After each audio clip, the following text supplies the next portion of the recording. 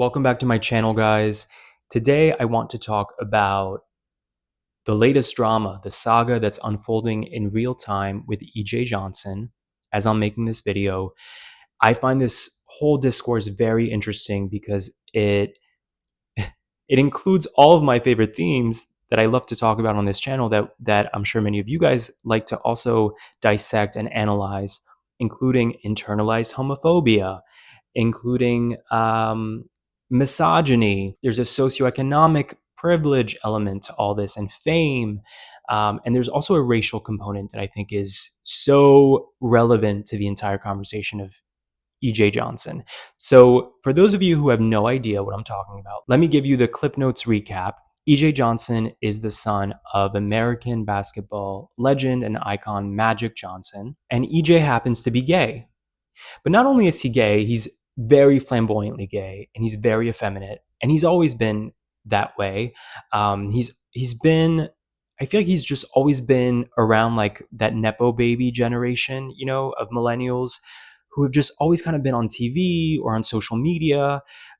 He has a social media audience. He's been on a bunch of different reality shows. I don't know much about him outside of the research that I've done for this video, and just again over the years, just seeing like random clips and headlines.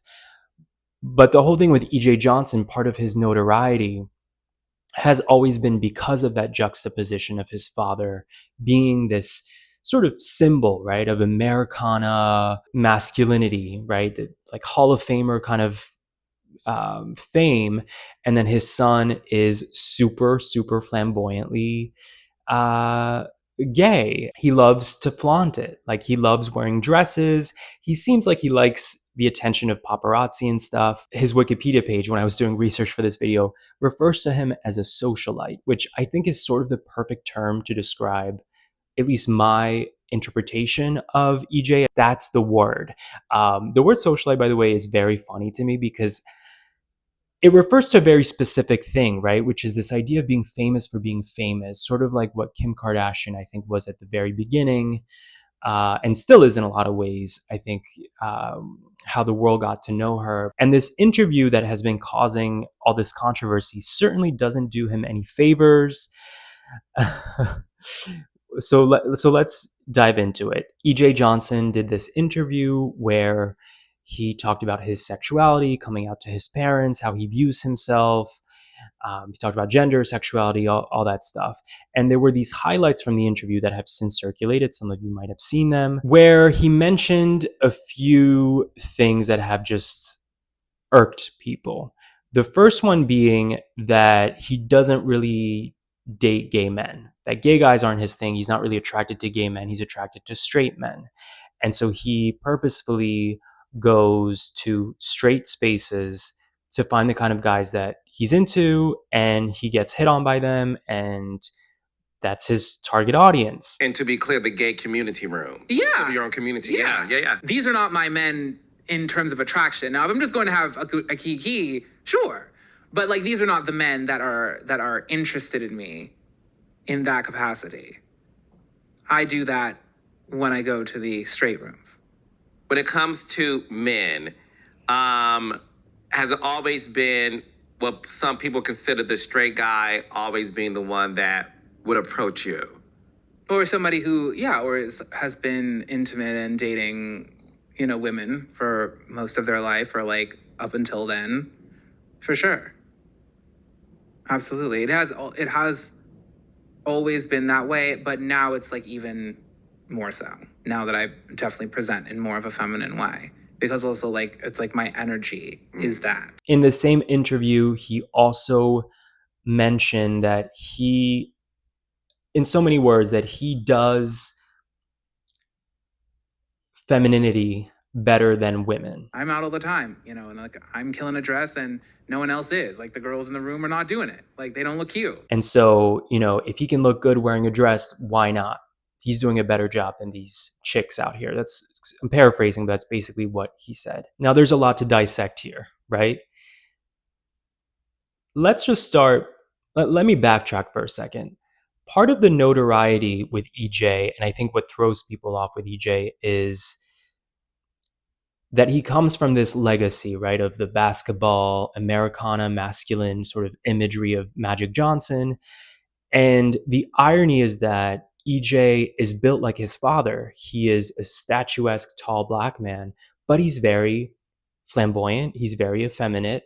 And I think that confuses people because I guess as a society, we have this assumption that masculine energy and feminine energy are two very distinct things and they come in a specific kind of package. Gay, straight, male, female, whatever, it's supposed to look a certain way, which obviously is a construct, right? That we've determined or that media have instilled in us and so on. But so it's just ironic that he comes from this very traditionally masculine legacy. And when you look at him, there are qualities of that in him, like he has his father's genetics, but he presents very differently from what that's supposed to represent. So, in a sense, you could argue that his existence alone is sort of like a protest to, a bold protest to what people expect of him being Magic Johnson's son. But listening to this interview, you realize that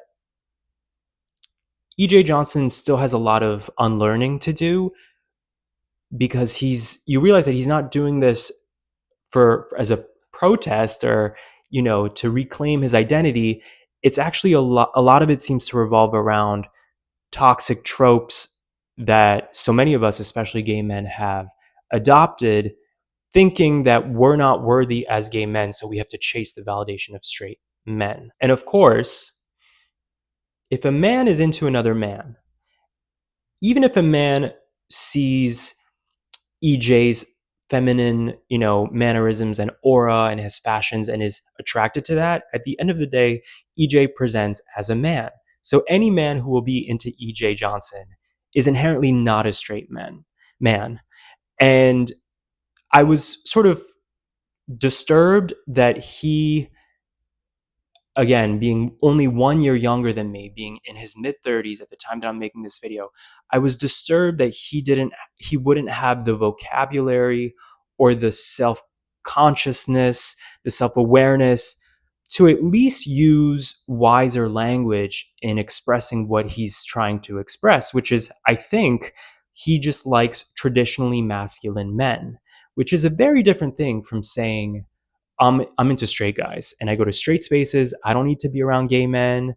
That is not my type. It's very ignorant because he's conflating masculinity and sexuality, which, again, as a 30 something year old, I feel like you should have a better handle on being able to separate those two and know that a stereotype does not represent all people. And I feel like he's supposed to know that better than anybody, considering how many stereotypes he breaks while also fulfilling other stereotypes, knowing that he's his own person and he doesn't represent every other black person, gay person, and so on. So all of that feels like internalized homophobia to me and to a lot of people who have been paying attention to this story and his words in this interview. So that part of his thought process and the thoughts that he shared feels like ignorance to me. But to add to that, there's an element of arrogance, it feels like, listening to what he's saying, because again, there's very little self-reflection, but also very little humility in realizing the weight of the kind of things he's talking about, and also the fact that he lives in a bubble where he's able to live way more freely than most people who want to live so androgynously or adopt a more feminine appearance and personality. So that brings me to my next point, which is that in that interview, he says basically that, he looks better than half these women doing it. Now, when I first heard of this piece of what he said, I don't remember if I read it somewhere or I saw a short clip. But I will say when I watched the full segment in context, it felt like he was joking around, like half serious, half kidding. The way that we say stupid things to our friends, behind closed doors over a bottle of wine one late night. Like you say things sometimes that are cheeky and boastful, but you're messing around. It's like, half joking, half serious kind of thing. I think that's what he was trying to. I read this whole interview. I was reading him as somebody who actually significantly lacks self esteem, but the way he masks it is through this sort of arrogance. Um, I would even say it felt listening to him like narcissism masking insecurity. That his shield, his self protective armor is to be boastful and say these things that come off at best comical and at worst delusional, right? Because he's, again, this large statuesque man in women's clothing talking about how he's doing it better than these girls, and it feels like something that like a drag queen would say on stage. And if a drag queen said that on stage, people would laugh with the drag queen, right? The difference is this is a person in an interview talking about his life, his experiences. It's an interview. It's not supposed to be a performance. And I think that a lot of people in his shoes, aka celebrity children who've been in the public eye for so long, they don't know how to separate the two. So I have compassion for him that I think we're seeing somebody with the typical textbook sort of gay issues, right? The internalized homophobia, the velvet rage, if you're familiar with that book, we're seeing this, in the public eye through him.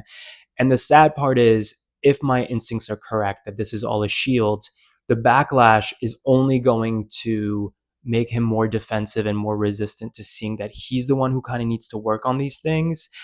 You can still be attracted to who you're attracted to and approach it in a healthier way, in a more, I would say, responsible way, in a more tactful way. And I was disappointed watching these clips thinking he comes from such privilege, right? To be um, the son of this iconic basketball player, and his dad, Magic Johnson, is very quick to say like, "I love my son, I support my son." His mother, same thing. At least that's what the world. That's what we see on the world stage. Who knows what their dynamic is like behind closed doors? But it's such a shame that he could come from the privilege of having the opportunity to live freely like this and to not come from a place of humility, even just in this interview, to say, this is something I struggle with. Like, I like very masculine men. I'm aware that I'm not a masculine man. So I'm like figuring out what that looks like. I've wondered if I really even identify as a man at this point. It's disappointing that instead he comes from this place of arrogance of like, I'm the really desired one.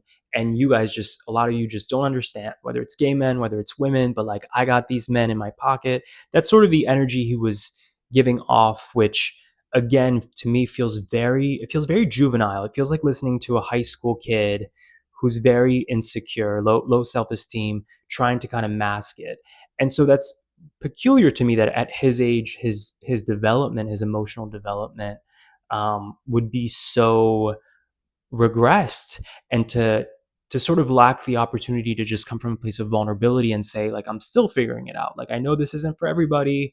And people don't understand, but this is me. The other nuance here that's important to mention is, in his demeanor, I was seeing something that feels very familiar, which is oftentimes with really, really flamboyant, with really effeminate gay men, femme gay guys, and transgendered people, in particular, uh, transgendered people who were men and now identify as women.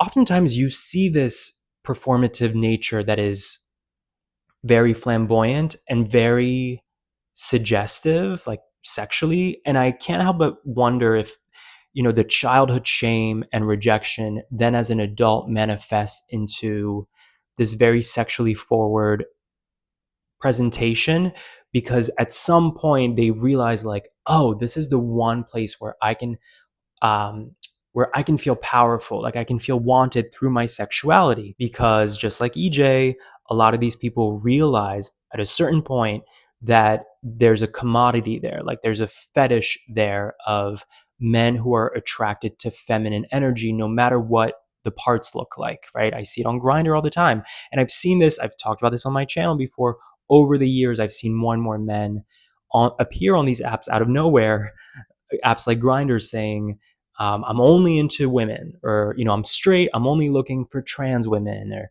so clearly there's a market for this.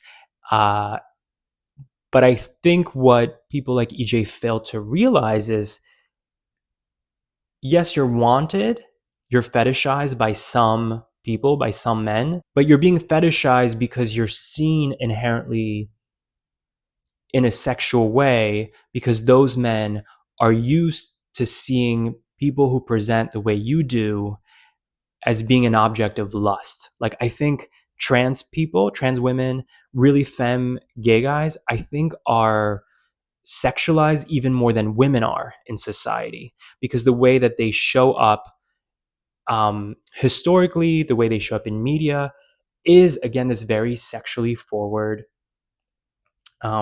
image. I don't know if EJ realizes that when he's boasting about these men wanting him, these straight men in straight spaces, what these men want is sexual gratification through this fetish, which is very different from wanting someone romantically, wanting someone for partnership.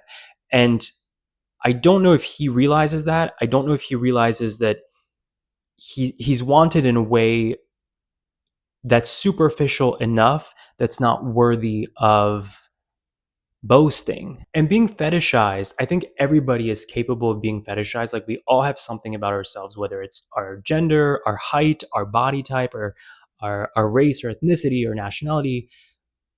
Anything can be fetishized, any person can be fetishized. And I think if you want to exploit that to receive sex, that's on you. I think everybody has the choice to pursue who they want to pursue, or be pursued by who they want to be pursued with.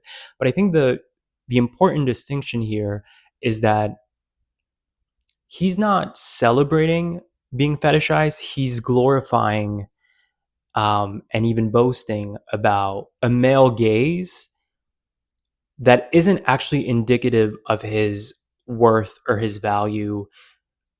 I'm willing to bet that the men who are interested in him in these straight spaces, who are straight men, I'm willing to bet that they, first of all, they're obviously not straight, but I'm willing to bet that they fetishize him for the juxtaposition of masculine and feminine energy, which he doesn't seem to realize how much masculine energy he actually does carry. But I think he's one of these people who sees his value, like a lot of people do, including a lot of straight women, through male validation.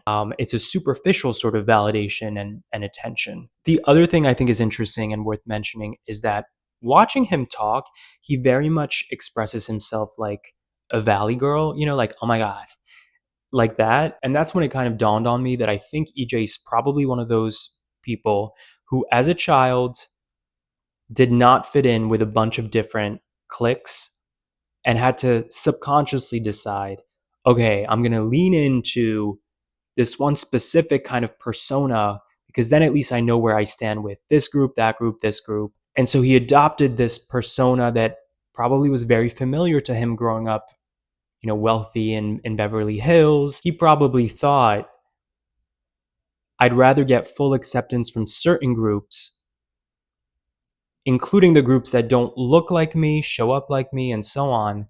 I'd rather get their full acceptance and be rejected by everybody else, versus trying to be connected with all kinds of different people, no matter their backgrounds, and being in this like no man's land, or being sort of on the fringe, which I think for a lot of gay men, and probably other minority groups too, so many of us grew up always feeling like you're just kind of an outcast everywhere. But that's also not the worst thing, because you can adapt, you can float around different groups, and that's where code switching comes into play.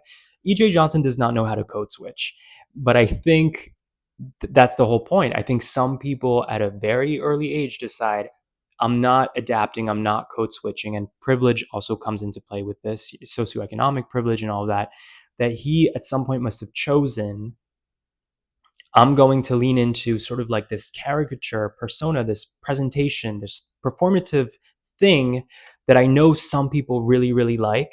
And I'd rather be loved by them and hated by everybody else than having to constantly assess different groups and try to blend in. I've said a lot. I'm really curious what you guys think about this. Have you kept up with this story? What are your thoughts on it?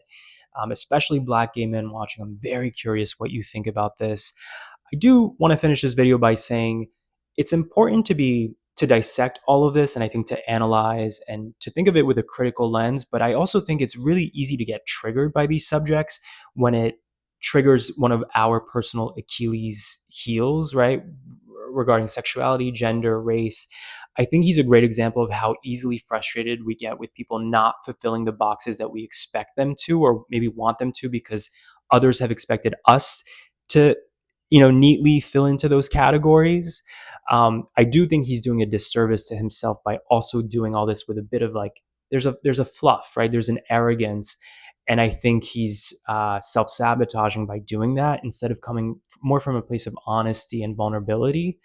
But I do just want to say, I think we can extend compassion to him no matter what kind of critical feedback we might have. I think it's too easy to kind of like bully somebody who clearly already there's a self-esteem and ego thing there that's fragile. So I just want to say that before people start commenting. But of course, I want to know what you think about this and what your take on all of it is. Catch you next time.